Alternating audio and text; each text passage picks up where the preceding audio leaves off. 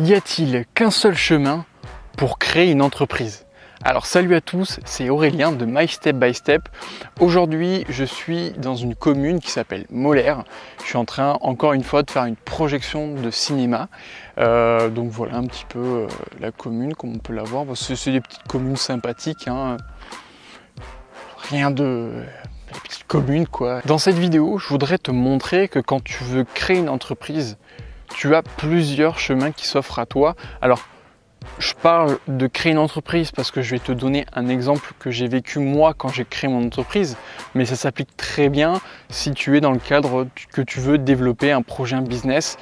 Les petits pas que je vais te partager peuvent très bien s'appliquer aux deux cas. Quand j'ai voulu créer mon entreprise, donc devenir auto-entrepreneur, ce qui s'est passé, c'est que j'ai dû passer par des espèces de formations pour l'emploi. Donc en fait, ce sont des petites réunions, on est à peu près une dizaine. Et dans cette réunion, on t'informe sur les différentes choses à savoir quand tu crées une entreprise. Donc c'est pas forcément pour ceux qui veulent être auto-entrepreneur, c'est pour les gens qui veulent créer tout type d'entreprise. Et durant cette réunion, en fait, il y a un moment, ils étaient deux personnes à animer la réunion, et il y a une personne qui a posé cette question, la fameuse question: est-ce que vous passez par un organisme pour vous aider à monter votre entreprise? Et ça, c'était un petit peu la question fatidique, car quand c'est arrivé à mon tour d'y répondre, j'ai dit non, je ne passe par aucun organisme. Et là, la personne, elle n'a pas trop compris. Elle m'a dit, mais il faut passer par une entreprise. Il faut faire comme ça, il faut prendre ce chemin. Et je lui ai tout simplement répondu, je ne passe pas par des organismes. Je ne dis pas que c'est pas bien. Ça a son utilité et je crache pas dessus. Par contre, pour ma part, pour mon cas, je préfère directement aller voir des entrepreneurs. Et là, la personne, elle comprenait pas trop. Je lui ai dit de manière subtile, pas comme je vais dire dans cette vidéo, mais je lui ai fait comprendre, selon mon point de vue bien évidemment, que quand on passe par des organismes, ce qui peut se passer, c'est que ce sont des gens qui sont très axés sur la théorie, ce ne sont pas des gens du terrain, et donc du coup, ces gens vont te donner des chemins à suivre sans vraiment savoir ce qui se passe sur le terrain. Et du coup, ils vont dire, il faut faire comme ça ou comme ça, alors qu'il y a plein d'autres possibilités. Et du coup, toi, tu es peut-être dans ce cas-là où on t'a dit des choses théoriques, mais finalement, peut-être qu'il y a d'autres chemins à prendre et tu ne les connais pas. Et du coup, ce que je vais faire dans la suite de cette vidéo, je vais te partager 4 petits pas que tu peux faire. Enfin, surtout, ce sont 4 petits pas qui vont te faire prendre conscience que tu as une multitude de chemins que tu peux prendre pour créer ton entreprise. Et ces 4 petits pas, comme je te l'ai dit au début de cette vidéo, ils peuvent s'appliquer aussi quand tu développes un projet, un business. Mais juste avant, je t'invite à t'abonner à la chaîne YouTube My Step by Step. Je sors maintenant 2 vidéos par semaine. Ces 2 vidéos par semaine sont là pour t'aider à faire tes petits pas au quotidien, pour développer un projet, pour développer un business, pour t'aider. Et la deuxième chose, si tu es au début de ton développement d'un projet, d'une entreprise et que tu passes par Internet, il faut savoir que se créer une liste de contacts, c'est super important. Et pour ça, il va te falloir un autorépondeur. Et si tu ne sais pas comment utiliser un autorépondeur, eh bien ça tombe bien. Car je propose une formation sur l'autorépondeur qui va te montrer qu'est-ce qu'un autorépondeur, lequel utiliser quand on se lance et surtout comment le paramétrer.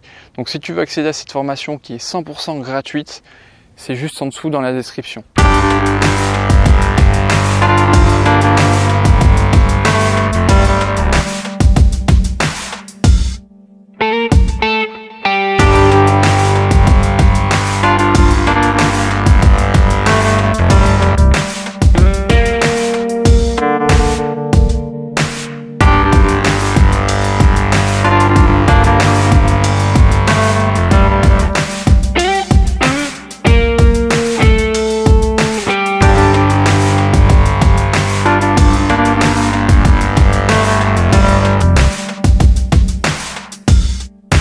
Le premier petit pas que tu peux mettre en place, c'est de prendre conscience que quand tu crées une entreprise, tu peux passer par des entreprises effectivement, mais attention, car les personnes qui vont te conseiller, ce ne sont pas des gens du terrain.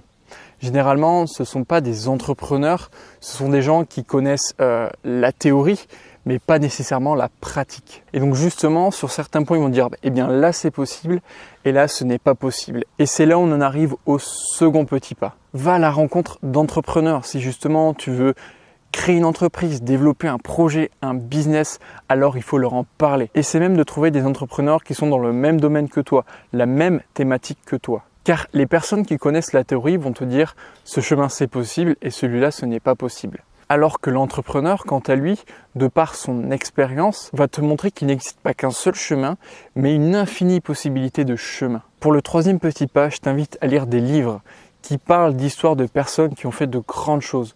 Tu as notamment des autobiographies, par exemple je pense à l'autobiographie que j'ai lue et que j'ai trouvé géniale d'Arnold Schwarzenegger qui s'appelle Total Recall, ou encore tu as celui de Steve Jobs, ou encore tu as aussi des livres qui parlent juste d'une portion de l'histoire d'une personne.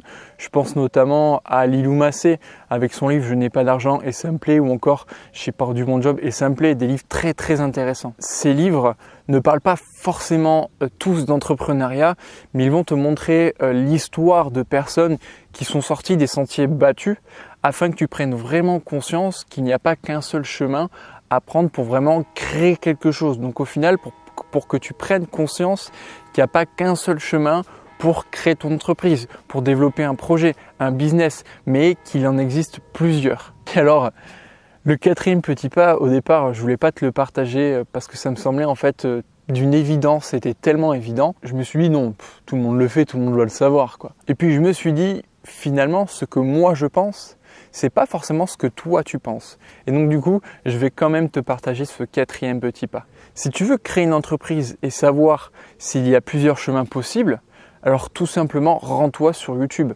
Suis des entrepreneurs, suis des infopreneurs, suis des nomades digitales, suis des chefs d'entreprise, etc. Abonne-toi à leur chaîne, regarde leurs vidéos, regarde peut-être ils ont des storytelling. Tu vas te rendre compte qu'ils ont tous des parcours atypiques. Observe les parcours qu'ils ont réalisés et cela va certainement te donner des idées de chemin à prendre pour créer ton entreprise, pour développer ton projet, ton business. Voilà, cette vidéo touche à sa fin. Donc voilà, je t'ai partagé 4 petits pas qui, moi, me semblent quand même super importants si tu veux créer ton entreprise, développer un projet, un business. En tout cas, merci d'avoir regardé cette vidéo jusqu'à la fin. Je t'invite à réagir en commentaire. Je t'invite aussi à nouveau à t'abonner à la chaîne pour recevoir les prochaines vidéos qui vont sortir.